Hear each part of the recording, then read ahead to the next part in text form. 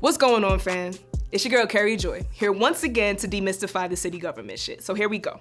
This is the agenda for City Council for July 20th, 2020. Bill 707, okay. So this is a $39,000 settlement for a situation involving the Denver Police Department. Go figure. So not only are we giving them hundreds of millions of dollars a year, when they fuck up, somehow we as the taxpayers have to bear the burden once again. I mean, why wouldn't these officers pay out of their pocket, set up a payment plan or some shit? I don't know. I thought you also paid union dues. Why don't you pay it out of that? None of this shit makes sense to me. So no. Bill 567. Okay. This is a mayoral appointee of the Board of Public Health and Environment. I'm side-eyeing this one because this prospective appointee, Jennifer Jaskolka, used to work for the monopoly Xcel Energy as a number of things, including Assistant General Counsel, Corporate Safety, and Industrial Hygiene Manager. And that could be fine. But during a global pandemic, I am just curious to know if there was anyone else more qualified to serve on this board, since City Council, y'all are so concerned for our safety that you can't even meet us in public. So, fam, do you have any suggestions? Is it you? We should pause and make sure that this appointment is done right. Hit up your council members and address them if this seems off to you too. Bill 654. So the city is giving Goodwill $1.1 million for workforce development and to support people receiving TANF. That's temporary assistance for needy families.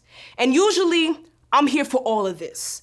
But Goodwill is extremely problematic, y'all, and here's why. So if you don't know, there's a loophole under the Federal Labor Standards Act that allows for an entity to certify to pay sub-minimum wages to disabled workers. This means that they can certify to pay below the already despicable federal minimum wage. And Goodwill is notorious for practicing this. It has been reported that they pay as little as 22 cents an hour to disabled workers for their work. Why would we seek employment advice from an entity that practices a new form of slavery and incentivize this level of unethical behavior? I say no. So Denver, find somebody else. Now that you know better, how about you do better? Bill 668. All right, this is big, y'all. This bill is allowing for the use of eminent domain in District 8. That's Chris Herndon's district for the Sand Creek project. Now, I don't know too much about this particular project, but I personally know people that have been pushed out of their childhood homes due to eminent domain for the National Western Center. And I personally know people that have lost their homes due to the expansion of the I-70 project blocks away from my house. This is a slippery slope, and this hits home for me, especially because we have historically seen Black, brown, and poor people victimized in this process. We've seen the acquisition of someone's home and land and never see the government compensate them appropriately. And honestly, there are some things that you simply can't pay for. We see our Native American family trying to take back their homelands, and you continue to create policy to forcibly remove people from their homes. This is colonization. And I say absolutely not. You should be ashamed for the thoughts. And if this had anything to do with safety, why do you need to seize someone's land to make it more safe? You could just help them make it safer. So that's how I know this has nothing to do with safety. It's about colonization and the abuse of power. So no. Bill 661. This is giving another $1.3 million to Denver Health for medical case management for individuals with HIV and AIDS during COVID. I'm here for all of this. That's dope. But am I the only one that's hearing about Denver Health intimidating workers that are trying to unionize? Why are we incentivizing this kind of behavior? So if I were you, council members, I would tell Denver Health to get that shit together. Allow your workers to protect themselves, and then maybe you can come get this money. Bill 560. All right, so RTD is giving $12.8 million to the city for sidewalk construction along the 16th Street Mall. In any other time in history, that might be okay. But I know for a fact that RTD director Chantel Lewis has been asking for support and resources to protect the safety of the riders and the drivers of RTD. And I don't know about you, but that $12.8 million could go a long way in helping her make this happen in the middle of a pandemic. The city council is quite literally refusing to meet in public because y'all know that there's a second wave of COVID coming. Yet somehow, we continue to plan for the future of our city as if we are not living in the midst of a pandemic. We should be using this money to prepare for the second wave. We should not be using this money to force small business owners to stay open so that they can pay their rent and feed their kids and bear the burden of this economy simply because the city has no idea how to spend within their means. So give the money back to RTD and let Director Chantel Lewis protect the people with that money. Bill 562. I have the same argument as the previous bill. This bill allows for DURA, the Denver Urban Renewal Authority, and if that sounds like some gentrification shit, it's because it is. But this bill allows for them to extend their terms on their agreement to hold on to almost $56 million for renovations along the 16th Street Mall. I'm gonna say this one more time. You should not be worried about creating jobs during a pandemic. You should not be worried about keeping businesses open during a pandemic, especially if another wave is coming. And if we actually listen to the experts this time, it's gonna be worse.